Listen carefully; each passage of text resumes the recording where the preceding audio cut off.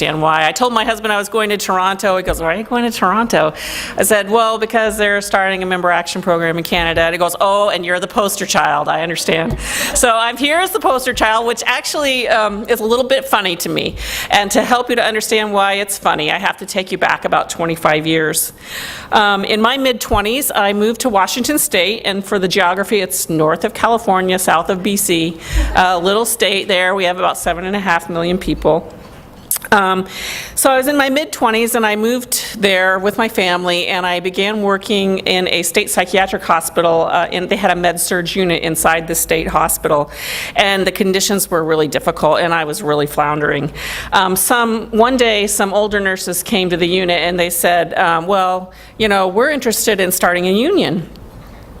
And I thought they were really old. They were probably like 40. And I looked at them, and you know, I don't know how it is in Canada, but in the United States, our public schools do a really poor job of educating children about labor unions. And so the only thing I knew about labor unions was, one, they were most likely into organized crime, and two, they never did find Jimmy Hoffa. I wasn't sure that was going to translate, but yeah, so that's what I knew about unions.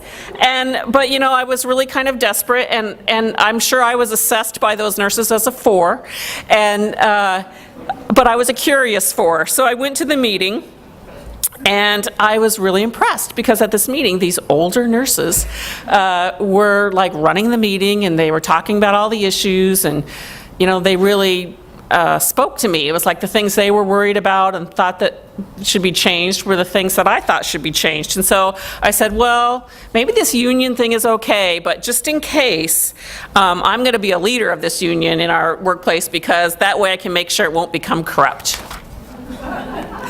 So I did help out with the organizing campaign, and I served on the first bargaining team for our first contract, and I became a delegate, which is what we call our shop stewards. And later on, I became an executive board member at my local. And over the years, I attended, obviously, various trainings, grievance trainings, staffing, you know, safe staffing, delegate assemblies and such. And my knowledge about labor and the labor movement really began to grow. Who knew that a 40-hour work week, public schools, overtime pay, weekends, paid vacation, and paid sick leave were all union movement successes? I didn't know that until I became active in my union and I was converted.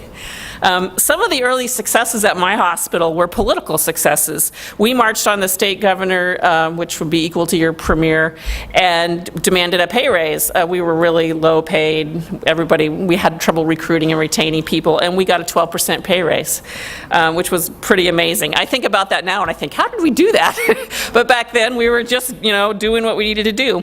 And I began to testify at hearings in the legislature for increasing funding for the mentally ill and for safe staffing, and we began to have some success. And when my organizer, we call our business reps organizers, whether they're business reps or not, so it was my organizer, went to work full-time lobbying during the legislative session, I was asked to step up and take her place while she was gone. And so then I began, I was the organizer for all of the RNs in state psychiatric hospitals and developmental disability facilities all over the state. So, you know, I just sort of moved up step by step, and part of my job was to bring members to the legislature to talk to their representatives and their senators. And so, you know, as it often works, when we're the teacher, we actually learn more than the students. So as I was bringing members to talk to their representatives, I actually was becoming more and more comfortable in that setting myself.